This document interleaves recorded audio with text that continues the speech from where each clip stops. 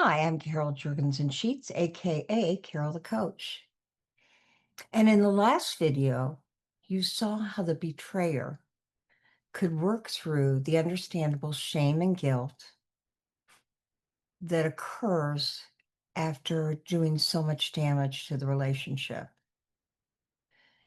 And what we know is we don't want that shame to stay steadfast because then the betrayer won't move forward, get stronger, and be the man or woman of integrity that he or she needs to be. Now, I referenced that it's not unusual for couples to have their own sense of shame, and that frequently the partner walks around under an umbrella of, what am I doing? Why am I still here? What's wrong with me? What kind of example am I setting for my kids, for my siblings? What do my parents think about the choices I've made? And when a betrayed partner carries that shame around, it can automatically morph into depression. And we don't want that to happen. I mean, depression is a natural byproduct from loss. And there has been a huge rupture and loss in this relationship. But what we know is you never want anybody, male, female, betrayer, partner, to stay in that kind of heavy duty shame. And so I came up with 7 principles for couples to adapt or adopt to rid themselves of the natural occurring shame. So I'd like for you as a couple to listen to the 7 principles and both of you decide which shame principle works best for you. And I have a feeling you'll be like most of my clients and they'll say, well, they all apply, Carol. And that's true.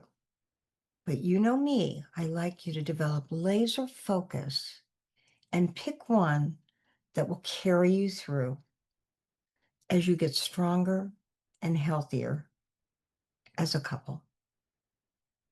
So I'm going to go over each principle, listen carefully, and decide which one most resonates with you.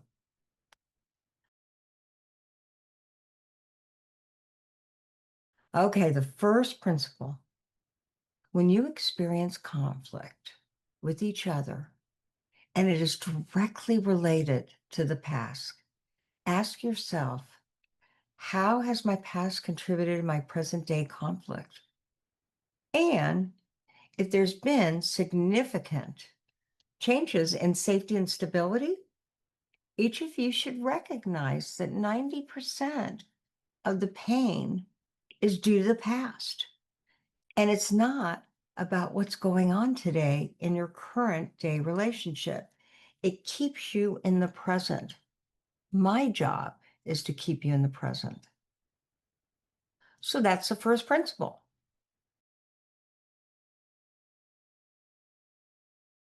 The second principle is a bit shorter. Each of you should hold yourself accountable for staying in the present. Now, that's no easy feat because both of you worry about the future and what's going to happen. And most oftentimes, the betrayed partner thinks back to what's happened and wonders if that's going to happen again.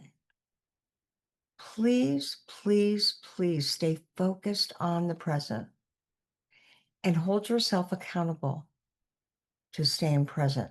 Whenever you start thinking, ruminating, having racing thoughts about the past, say, I'm going to hold myself accountable and stay in the present. That's principle number 2.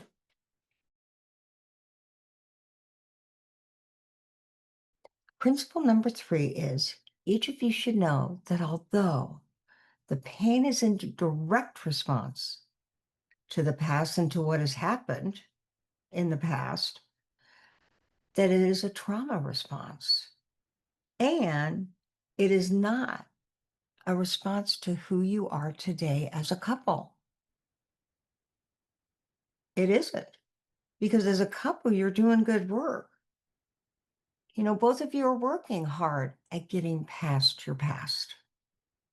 It takes a lot of focus and resilience to say to yourself, I'm going to stay cognizant of all the work we both are doing in this relationship. That's principle number 3.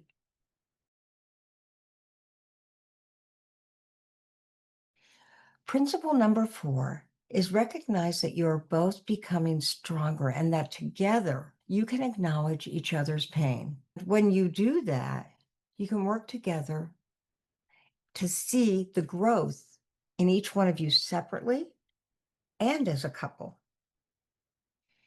You can move beyond the angst, the fear, the pain, the strain. You can be proud of the fact that you're making the choice and there is a willingness to acknowledge the changes that you're making.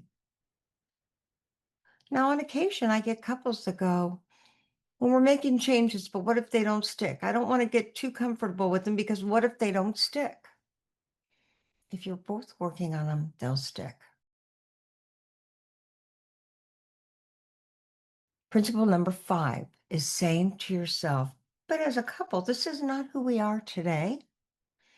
We are in progress, and our work is to create a new relationship, a relationship that's honest, transparent, and real. Those are some very important values.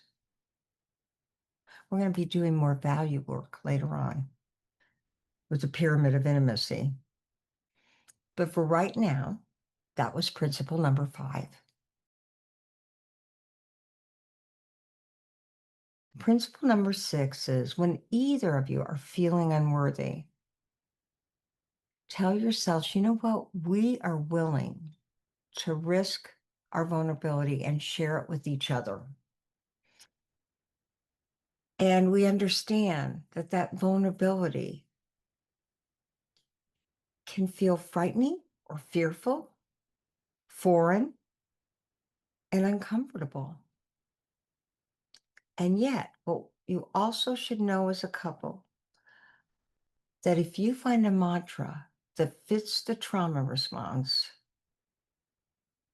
you will ultimately say, I am not going to give my past pain the power to take me down, the power to make us feel unworthy, the power to interrupt the harmony of our thoughts, the power to take away all that we are building.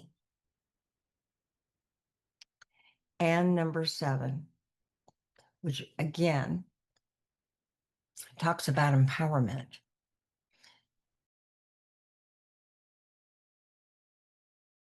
The couple can say, you know what, we won't give our past behaviors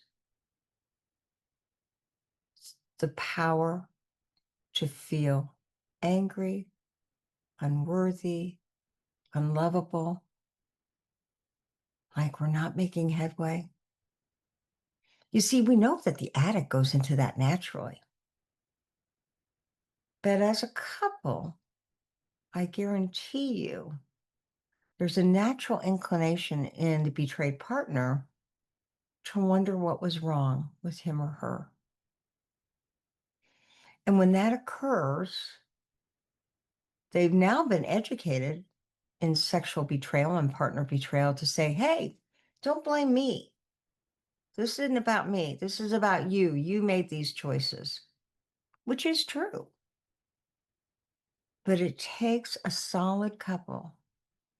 Each individual needs to work together to restore the relationship and make it different.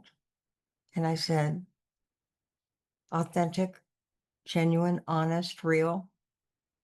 You can do that.